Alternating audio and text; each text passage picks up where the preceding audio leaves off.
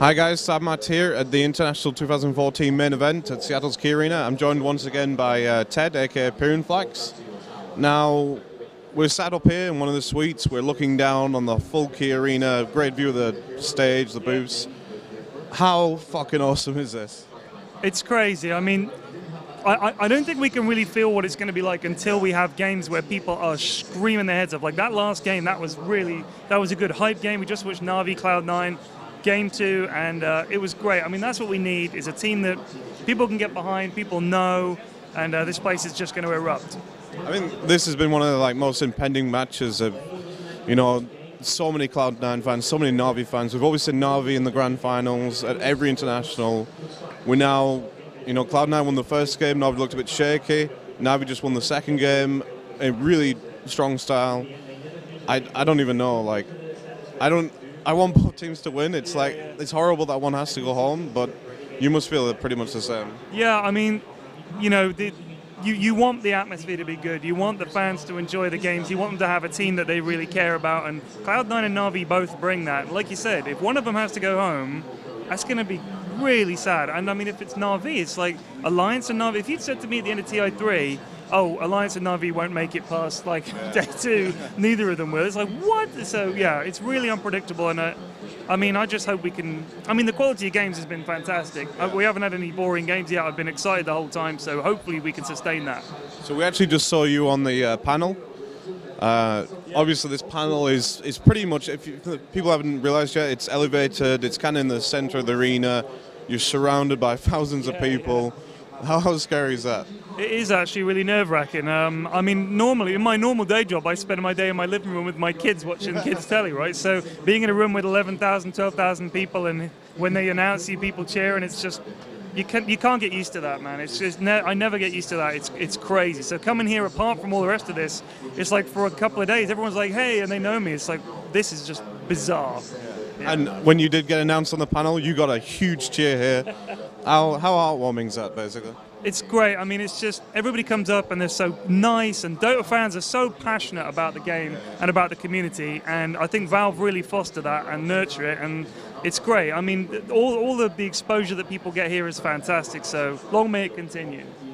So, you've not only been working the playoffs, you've been working the main event, you've been doing the noob stream, you've been doing that with Shane and Blitz. How's that going now? I mean, when I spoke to you, I think it was like the first day, I was after the first day of the playoffs, and you was just kind of getting used to that. You're more comfortable with that now? Yeah, I mean, being a tri-cast and being casting with people I haven't cast with before and being a new cast, it was like, oh man. So we had so much stuff to work on, but we had lots of games to do it. I mean, we had lots of time. So now, like the Valve guy said to us yesterday, awesome cast yesterday. And if they'd said that to us on day one, I would have been like, great. But we actually went away and worked on it.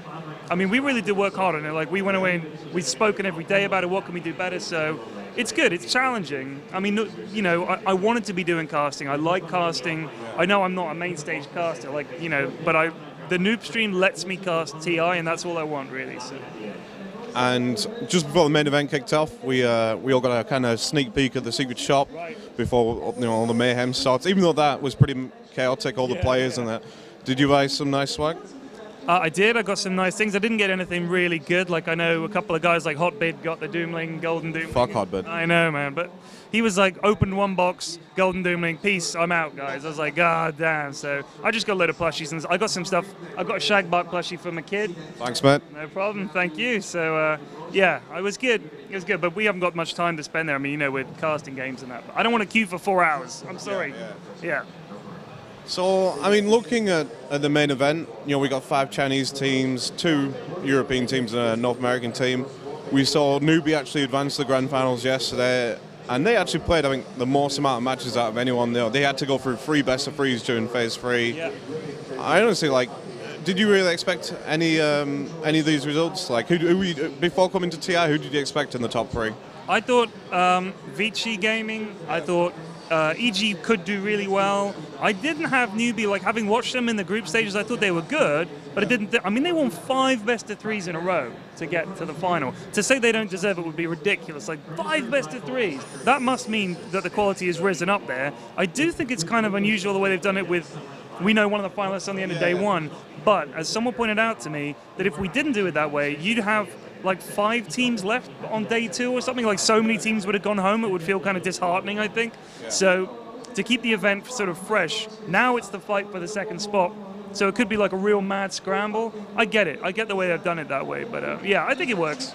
Yeah, it's pretty crazy, but I mean, every match matters so much here. Sorry? Every match matters so much here. I mean, there's so much riding on it. Yeah, I mean, I think, and that was part of their structure as well, as they said, well, we don't want any dead rubber games where people are just sitting there going, I mean, this is literally life or death for every game. And I get that. I think the group stage was really exciting. I mean, the standard this year has been ridiculous. So many good teams getting knocked out and being made to look like foolish in some games. And you think, how did that happen? So, I mean, I can't complain about Newbie being in the final. They deserve to be there. They played really well. But I don't think any of these teams are like scared. I just think they're scared of not getting there. But I think if they got there, they'd fancy their chances, like any of these teams.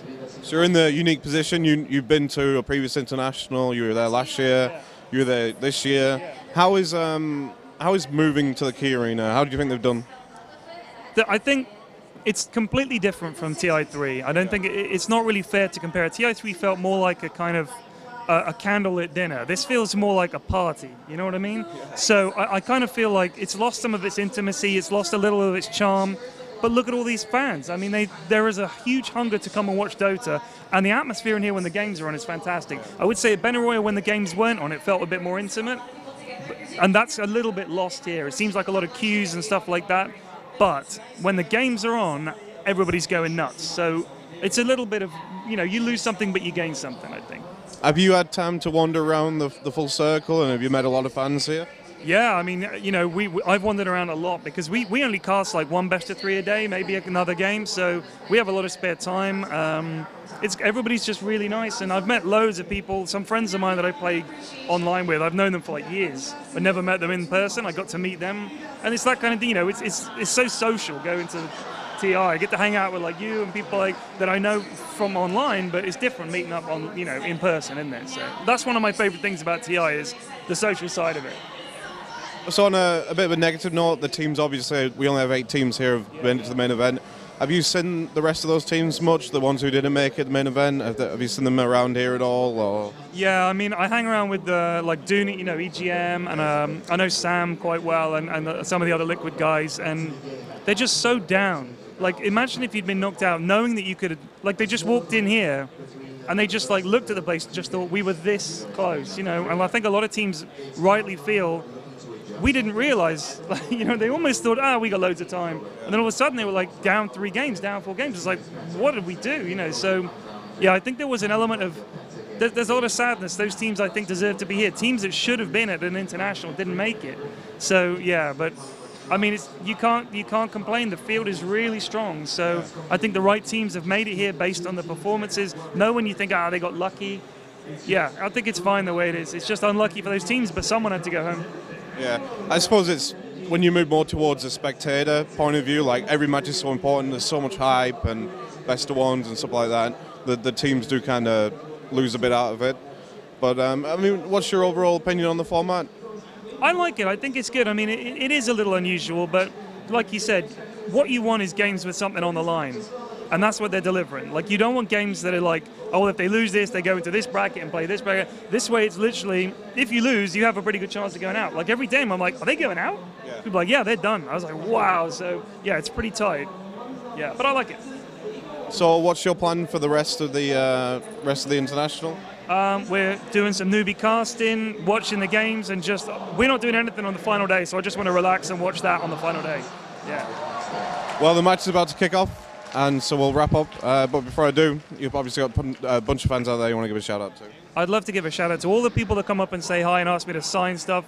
It's really, you're all so kind and sweet, so thank you very much, and I'll keep doing the content for you guys. All right, cheers, Ted, and game on. Stick around, gamers. We're here all week, and subscribe to our YouTube. Thanks.